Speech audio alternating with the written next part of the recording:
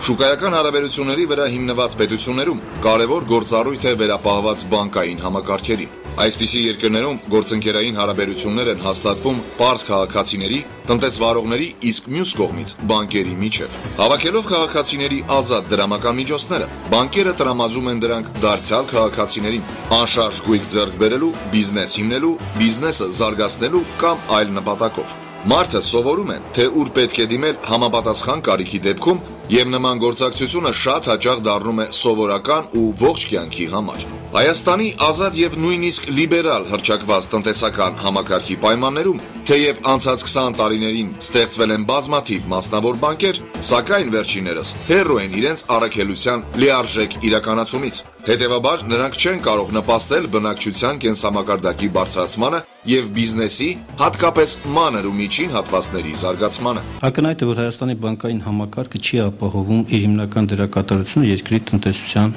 մեջ, մասնավորապես ցածր վարկերի տեսակարար կշիռը համախառներքին արդյունքում վկայում է այն մասին, որ բանկային համակարգը ըստ էության վերածվել է ոչ թե տնտեսությանը օժանդակող վարկավորող համակարգի, այլ բացառապես շահույթ ստանալու նպատակով ձեռնարկվող գործողություններ եւ որպես հետևանք այսօր մենք ունենք թե գյուղատնտեսության, թե արտադրության եւ թե ընդհանրապես արտադրական ոլորտում էական անկումներ։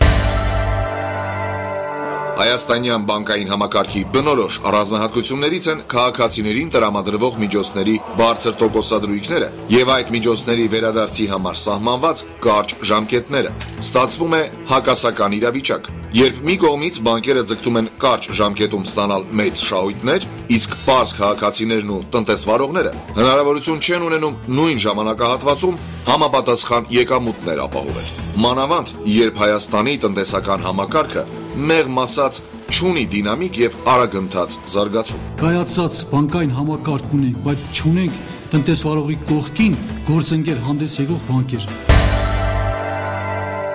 Մեզանում բանկերի վարկագիծը ավելի շուտ կարելի է բնորոշել որպես վաշխառուական։ Այսպես, պետությունը սովորաբար միջազգային պայմանագրերով վերցնում է ցածր, որպես կանոն մինչև 3% տոկոսադրույքներով վարկեր, մինչդեռ բանկերը նույն վարկային միջոցները վարկառուներին տրամադրում են 13-ից 22, երբեմն մինչև 24-ից 25%-ով։ Պարզ խոսքով ասած, բնակչության մեծամասնության նյութական եւ տնտեսական վիճակը հաշվի չառնելով, բանկերը զբաղվում են նրանց փող վաճառելով։ Արդյունքում բնակչության մի զգալի հատված հայտնվում է սննկացման ու ունեցվածքը կորցնելու հեռանկարի առջև։ Բանկերը գերադասում են գումարներ տրամադրել օլիգարխներին, քանի որ վերջիններս շնորհիվ իրենց տնտեսական ու նաև քաղաքական դիրքերի, ինչպես նաև շուկայում ապրանքների ու ծառայությունների կամայական գներ թելադրելու հնարավորության, միշտ կարող են ապահովել մեծ եկամուտներ եւ կատարել բանկերի առաջ ունեցած պարտավորություններ։ Բարձր տոկոսադրույքների պատճառ են կենտրոնական բանկի կողմից սահմանված չափազանց խիստ պահանջները մյուս բանկերի նկատմամբ, մասնավորապես պահուստավորված միջոցների մեծ քանակի պահանջը, ռիսկերի գնահատման խիստ մեթոդիկան, գնաճի զսպման ժամանակ բարձր տոկոսադրույքի կիրառումը, ինչպես նաև տնտեսության ու քաղաքականության սերտաճումը, ստվերային տնտեսության բարձր մակարդակը, երբ մենաշնորհները տնտեսական եւ քաղաքական որոշումներ են պարտադրում ֆինանսական շուկային, ստեղծելով անորոշություններ եւ անկանխատեսելի ռիսկեր։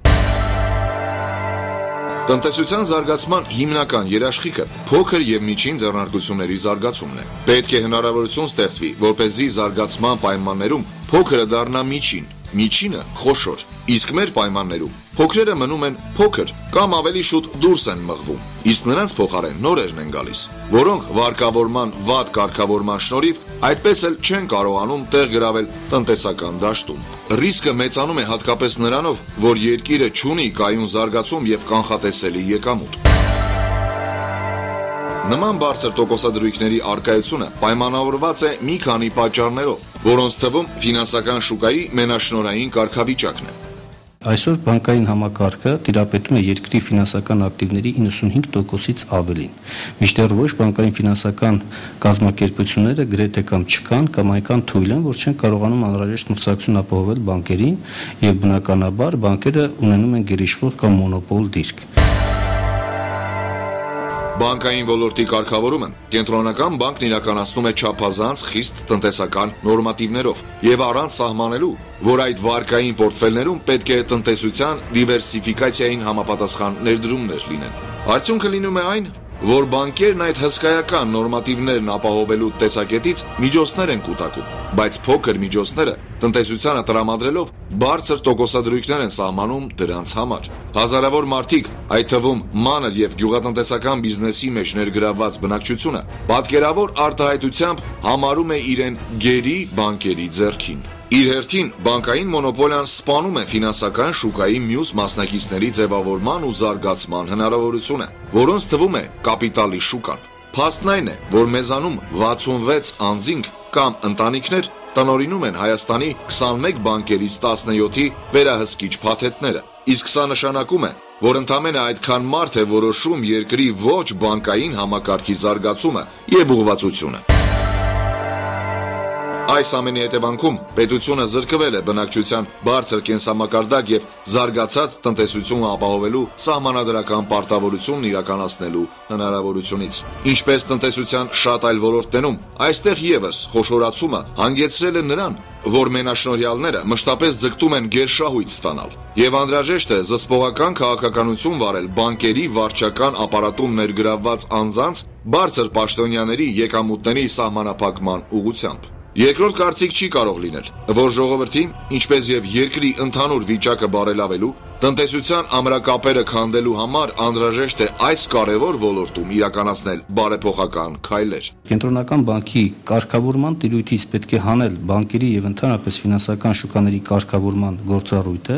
այն վերապահելով առանձին մարմնի, անկախ մարմնի, իսկ կենտրոնական բանկին թողել դրամավարկային քաղաքականության եւ դրան գումարած գների ապահովման հիմնական գործառույթները։ Սա հնարավորություն կտա մի կողմից մրցակցություն մտցնել տնտեսության մեջ, մյուս կողմից գյուղական եւ գյուղատնտեսական ոլորտներում հատկապես խրախուսել վարկային ներդրումները եւ ի վերջո բանկային համակարգը վստահ կգործի։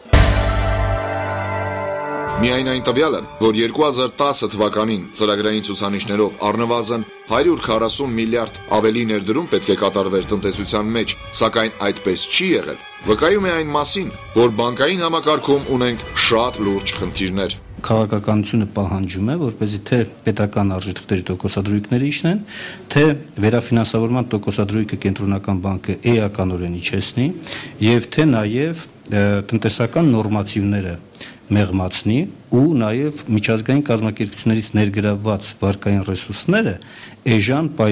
պայմաններում առանց շահույթ ստանալու նպատակով կենտրոնական բանկ եւ ֆինանսների նախարարությունը պետք է փոխանցեն ոչ միայն բանկերին, այլ նաև ֆինանսական ոչ բանկային կազմակերպություններին տնտեսության մեջ արդյունավետ տեղաբաշխում իրականացնելու համար պայմանով, որ այդ տրամադրվող տոկոսադրույքները չպետք է գերազանցեն տնտեսության նվազագույն շահութաբերության մակարդակը։ Կոալիցիոն իշխանությունը ներկայացնող օրինաց երկիր կուսակցության ծրագրում արծարծվող խնդիրների շրջանակում ասվում է.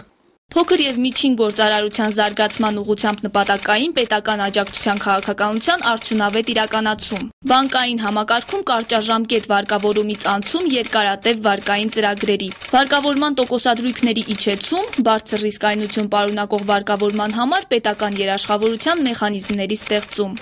Կուսակցությունը կարևորում է նաև պետական աջակցությունը բանկային համակարգի միջոցով գյուղատնտեսությանը երկարաժամկետ, ցածր տոկոսադրույքներով վարկեր տրամադրելու եւ լիզինգի ներկայացման գործում։ Հայաստանի Հանրապետական կուսակցությունը իր նախընտրական ծրագրով պարտավորվել է փոքր եւ միջին բիզնեսի զարգացման խրախուսում որպես միջին խավի ձևավորման կարևոր բաղադրիչ։ Կենտրոնական բանկի հիմնական խնդրի գների կայունության ապահովման առավել հուսալի մեխանիզմների կիրառում։ Տնտեսության իրական հատվածում բանկային համակարգի մասնակցության զգալի մեծացում։ Վարկային տոկոսադրույքների նվազեցում, հիպոթեքային վարկավորման մատչելիության մեծացում։